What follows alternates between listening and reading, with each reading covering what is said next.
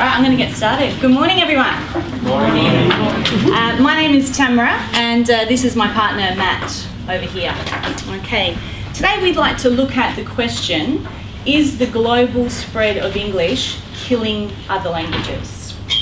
I'll just say that again. Is the global spread of English killing other languages? Most people would agree that English has become a global language, which is a means of communication between speakers of different languages. And if you think about it, English is often used in business, it's used in trade, it's used on the internet, in education, and more people are learning and they're speaking English now. Just like all of us here in this classroom today. In fact, I have some questions for you. I'm going to ask you, and I'm going to ask some people at the back, I think. Why have you come to Australia? Why have you come here to learn English? Would anyone like to answer that question? Why have you decided to come to Australia to learn English? Why you have chosen to learn English? Yes. Because the bachelor or master high education nowadays is almost in English, you know, in all the world. No, so it's difficult to find an high education with other language. Yeah, so we have to study English before study. Okay, great. Educational purposes, excellent. Any other reasons, guys? Yes, at that. To learn English, and after that we can find a job. So for employment reasons? Yep, absolutely. Okay, so they're quite practical reasons that you've brought up. These are all very good reasons why people have chosen to study and to learn English. And it opens up opportunities for us to participate in what we call the global village. However, as a result of English becoming more of a global language nowadays, many people are concerned that it is gradually replacing or it's killing off other languages. And other languages other than English are disappearing, and with them valuable traditions, valuable cultures are also disappearing. So what I want to do today is look at what the authors of this week's readings have to say about the issue of English destroying other languages. If you look at my outline here, firstly I'll report on the article Diminishing Diversity of Language by David Massey. And then my partner Matt will look at the points in the article 6,000 Languages and Embattled Heritage. I'm very sorry, but I cannot say the pronunciation of that author's name. I'll try that later.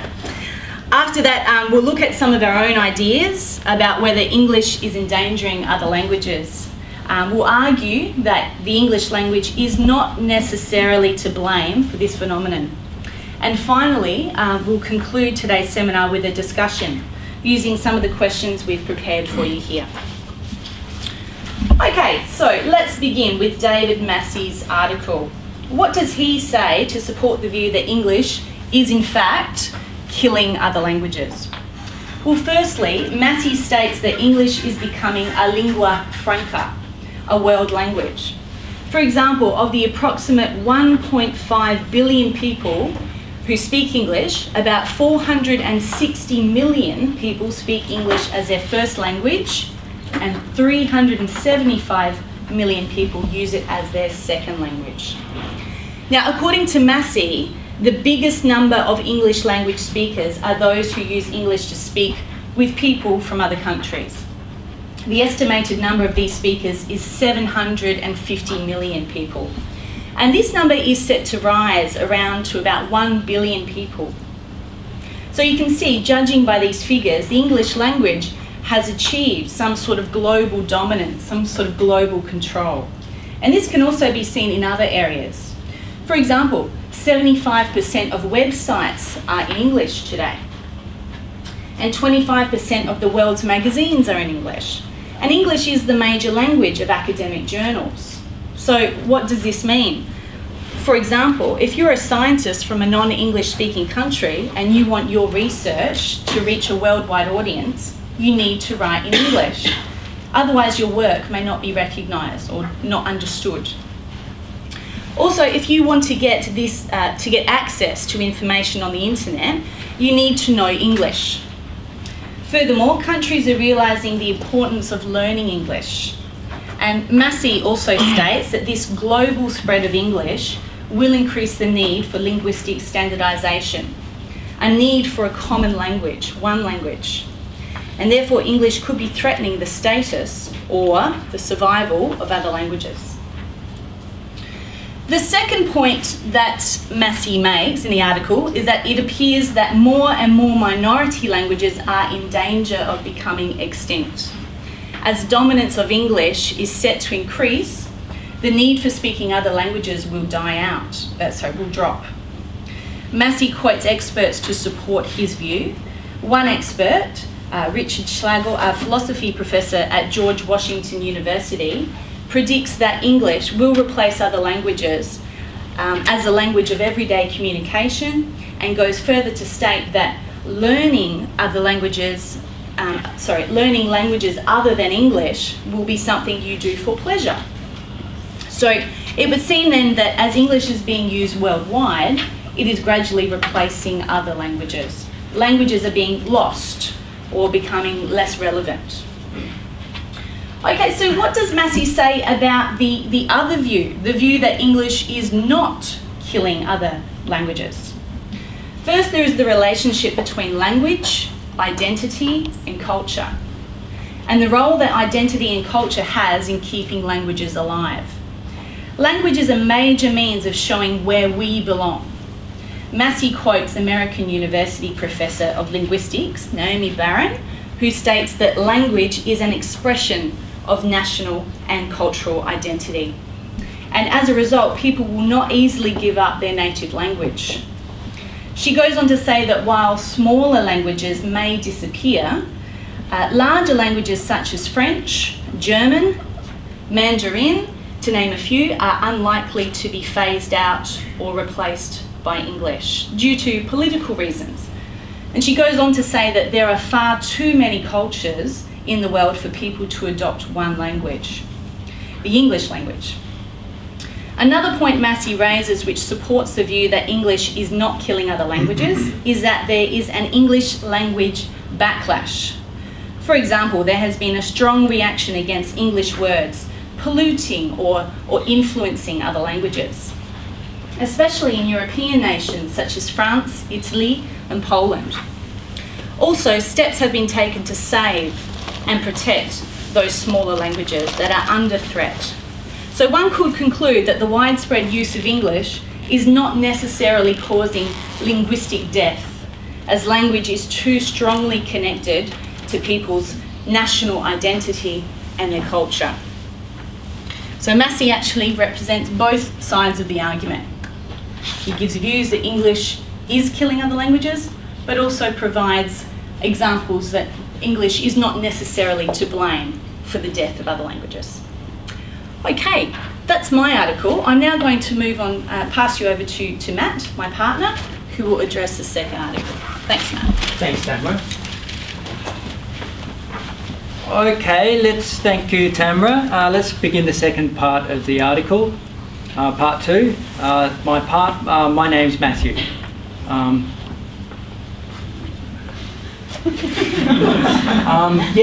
Part two, 6,000 Languages and Embattled Heritage by Ranka Beljak-Babik. Yeah, Beljak-Babik, yes. Number one, other causes of language loss. Number one, rise in nation states. Number two, industrialization, scientific progress.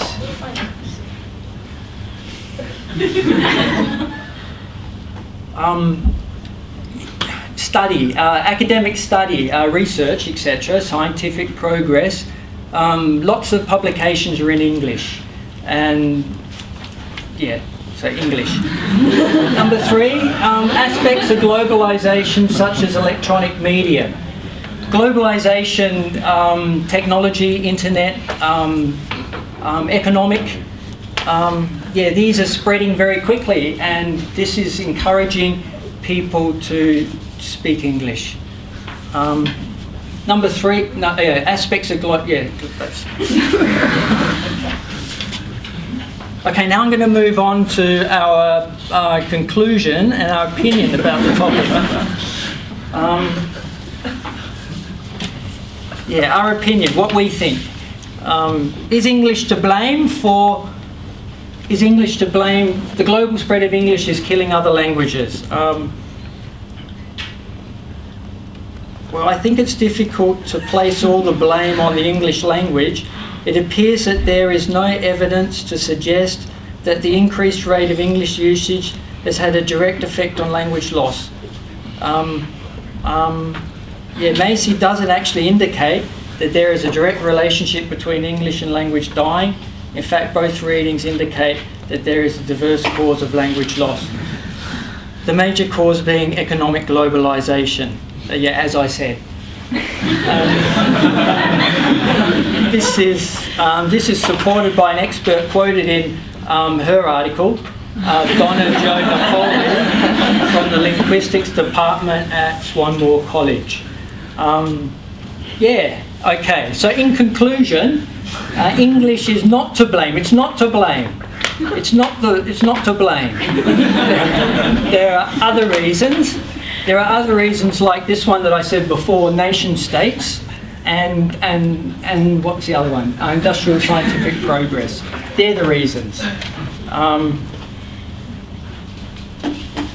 Okay, let's move on to the discussion, please, Tamara. Right, thank you, Matt. We would now like to open this up to discussion. We've got some discussion questions for you. We've got 2 questions to ask you today. The first question, do you think the greater use of English is destroying other cultures and languages, or is English just a tool for communicating in a globalised world? Okay. Oh, Tamara, sorry, I forgot. Yes. I forgot to explain this one. That's okay, Matt. That's okay. We might just move on. Yeah, thank you, Matt. Yeah. Good.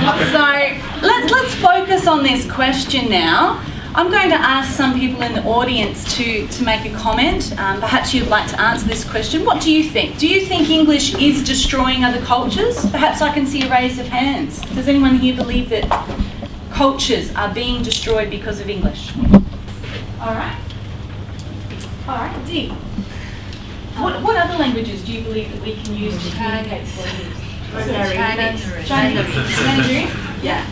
So do you think it's possible that perhaps in the future that people around the world will be able to communicate in Mandarin? Yes, because recently the English as a global language for the political reason, the United States and England, they control the economy and the policy of the world. So maybe in the future, China is going to be stronger and stronger and become more important, play a more important role in the world.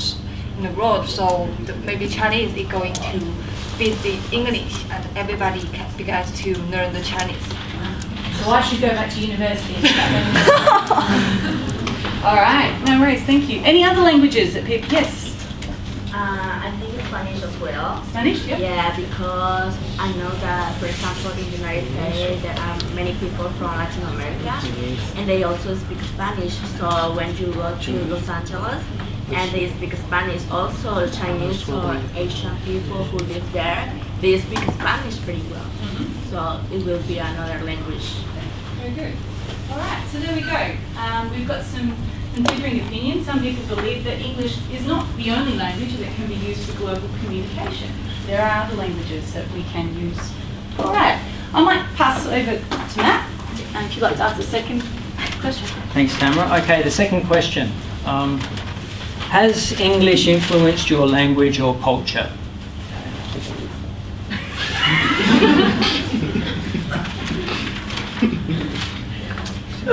Ali.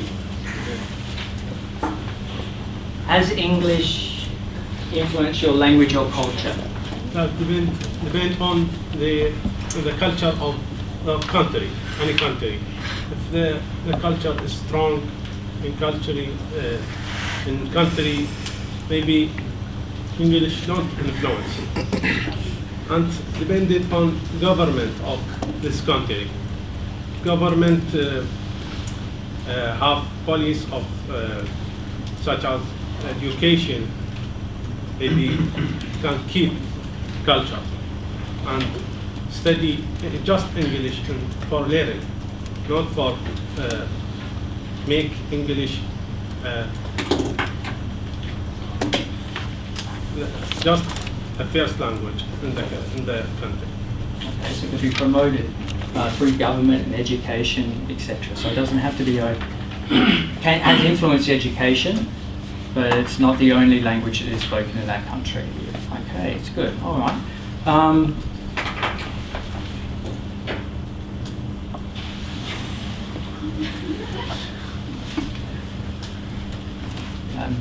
You. You. Me? You. I think English has influenced my language, not the culture. In my country, Nepal, people mix up some English word and they are living their native words. That's why I can say it is definitely influencing my native language, but culture is there. It doesn't have any such influence. That's very interesting. Okay, thank you. Good. Anybody else? Okay, thank you. Thank you everyone for listening to us today. That's our presentation. It's been great presenting to you and talking with you. Thanks very much. Just one more thing, Tamara. So like, just at the end, sorry, just to sum up the final little bit. Yeah. So today we looked at the English as English's impact in the world and whether it's becoming the common language and what impact it's having on other languages. Is it in fact killing other languages? We argued that, or we looked at its growth around the world and also other causes which are also contributing to the loss of languages. We expressed our opinion that English is not necessarily to blame the spread of other languages. We got some opinions from Ali, who said that it had influenced in the education in his country, and Cher, who mentioned that the people are influenced by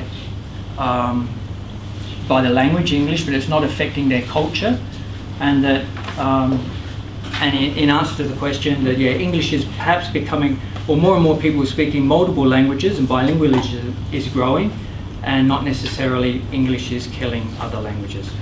So thank you very much. Thank you. Thanks guys.